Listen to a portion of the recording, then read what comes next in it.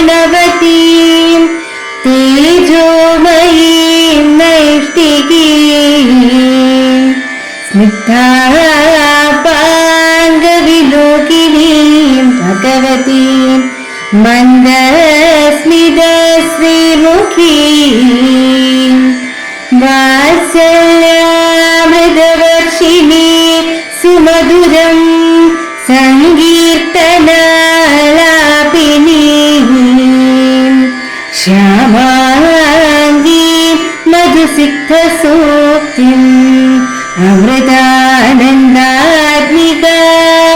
ഈശ്വരീം ഗജാനനം ഭൂതഗണാഭിസേവിതം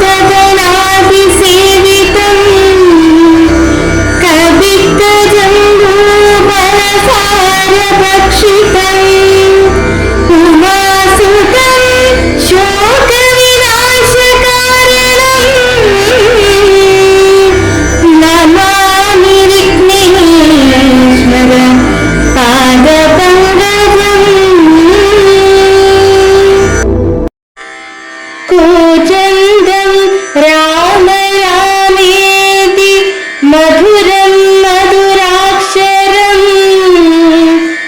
ആരുഹ്യ കവിതാശാഖാം വന്ദേ വാൽമീകി കോകിലം. ഓം ഹരിശ്രീ ഗണപതയേ നമഃ. അവിഘ്നമസ്തു. ശ്രീരാമ രാമ രാമ ശ്രീരാമചന്ദ്ര ജയ. ശ്രീരാമ രാമ രാമ ശ്രീരാമഭദ്ര ജയ. ശ്രീരാമ രാമ രാമ സീതാഭിരാമ ജയ. ശ്രീരാമ രാമ രാമ ലോകാഭിരാമ ജയ. ശ്രീരാമ രാമ രാമ രാവണാന്തക രാമ. ശ്രീരാമ മമ ഹൃദി രമതാം രാമ രാമ. ശ്രീരാഘവാത്മാ രാമ. ശ്രീരാമ രമാപതി. ശ്രീരാമ രമണീയ വിഗ്രഹ നമോസ്തുതേ. ശ്രീരാമ രമണീയ വിഗ്രഹ നമോസ്തുതേ. നാരായണായ നമോ നാരായണായ നമോ നാരായണായ നമോ നാരായണായ നമ. നാരായണായ നമോ നാരായണായ നമോ നാരായണായ നമോ നാരായണായ നമ. ശ്രീരാമനാമം പാടിവന്ന പൈങ്കിളിപ്പെണ്ണേ ശ്രീരാമചരിതം നീ ചൊല്ലിടുമടിയാതെ. ശാരിക പൈതൽ താനും വന്ദിച്ചു വന്യന്മാരെ ശ്രീരാമസ്മൃതിയോടെ പറഞ്ഞു തുടങ്ങിന. രാവണൻ തൻ വിയോഗേന വിഭീഷണൻ ദേവദേവേശ പാദാബ്ജ സേവാർത്ഥമായി ശോകം വിനാ നാലമത്യരുമായുട് നാഗാശമാർഗേ ഗമിച്ചാനതിദ്രുതം. ശ്രീരാമദേവനീരുന്നരുളുന്നതിൻ നേരെ മുകളിൽ നിന്നുച്ചൈസ്തരമവൻ വ്യക്തവർണ്ണേന ചൊല്ലിടിനാനെത്രയും ഭക്തി വിനയ വിശുദ്ധ മതിസ്ഫുടം.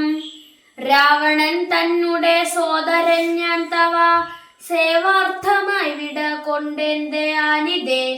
ആംനായ മൂർത്തേ രഘുപതേ ശ്രീപതേ നാംനാ വിഭീഷണൻ ത്വദ്ഭക്ത സേവകൻ. ദേവിയെ കട്ടാതനൂചിതം നീയെന്നു രാവണനോടു ഞാൻ നല്ലതു ചൊല്ലിയേൻ. ദേവിയെ ശ്രീരാമനായി കൊണ്ടു നൽകുകെന്നാവോളമേറ്റം പറഞ്ഞേൻ പലതരം. വിജ്ഞാനമാർഗമെല്ലാം ഉപദേശിച്ച ദജ്ഞാനി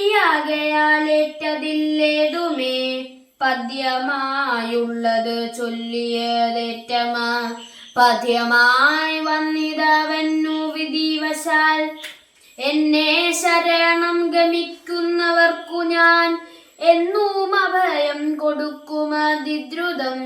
പിന്നെ അവർക്കൊരു സംസാര ദുഃഖവും വന്നുകൂടാനൂനമെന്നും അറിയുക നീ. ഓം അമൃതേശ്വരിയെ നമഃ. രാമായണത്തിൽ വിഭീഷണൻ ശ്രീരാമസന്നിധിയിൽ എത്തുന്ന ഭാഗമാണ് ഇവിടെ പാരായണം ചെയ്തിരിക്കുന്നത്. വിഭീഷണന്റെ ഉപദേശങ്ങളൊന്നും രാവണൻ ചെവിക്കൊണ്ടില്ല. മാത്രമല്ല, സീതയെ സ്വന്തമാക്കാനുള്ള അത്യാഗ്രഹം മൂത്ത് മുൻകോപിയായ രാവണൻ വിഭീഷണനോട് പരുഷമായി സംസാരിച്ചു. എന്നാൽ വിഭീഷണന്റെ ഉപദേശവാക്യങ്ങൾ കേട്ട ഇന്ദ്രജിത്ത് കോപാന്ധനായി ഭീരുവായ വിഭീഷണന്റെ വാക്കുകൾ അനുസരിക്കുകയാണെങ്കിൽ അത് നമ്മുടെ കുലത്തിൻ്റെ പേരിനും പെരുമയ്ക്കും ഒരു തീരാ കളങ്കമായിരിക്കുമെന്ന് പറയുന്നു. ഇന്ദ്രജിത്തിന്റെ ഇത്തരം വാക്കുകൾ കേട്ട വിഭീഷണൻ ഇനി ലങ്കയിൽ നിൽക്കുന്നത് ഉചിതമല്ലെന്ന് മനസ്സിലാക്കി ലങ്കാനഗരം വിട്ടിറങ്ങി. ഇനി ശ്രീരാമസന്നിധിയിൽ ശരണം പ്രാപിക്കുക മാത്രമാണ് പോംവഴി എന്ന് കരുതി നേരെ സമുദ്രത്തിന്റെ മറുകരയിൽ സമുദ്രലംഘനത്തിനായി തയ്യാറെടുത്തുകൊണ്ടിരുന്ന വാനര സൈന്യത്തിന് സമീപത്തായി വിഭീഷണനും 4 അനുചരന്മാരും എത്തി. താൻ ജ്യേഷ്ഠനായ രാവണനുമായി തെറ്റിപ്പിരിഞ്ഞു വന്നതാണെന്നും ഇനി മുതൽ ശ്രീരാമപക്ഷത്ത് നിൽക്കാൻ ആഗ്രഹിക്കുന്നുവെന്നുമുള്ള വിഭീഷണന്റെ വാക്കുകൾ സുഗ്രീവന് വിശ്വാസമായില്ല. മിത്രത്തെ പോലെ സ്നേഹം നടിച്ചു വന്ന ശത്രുവായിരിക്കും വിഭീഷണനെന്ന് സുഗ്രീവൻ സംശയിച്ചു. എന്നാൽ ഹനുമാന്റെ അഭിപ്രായം മറിച്ചായിരുന്നു. ലങ്കയിൽ വെച്ച് രാവണൻ തന്നെ വധിക്കാൻ ആജ്ഞ കൊടുത്തപ്പോൾ അത് തടഞ്ഞത് വിഭീഷണനാണെന്നും അദ്ദേഹം ധർമ്മിഷ്ഠനാണെന്നും അതുകൊണ്ട് നമുക്ക് നിസ്സംശയം പക്ഷം ചേർക്കാമെന്നും ഹനുമാൻ പറഞ്ഞു.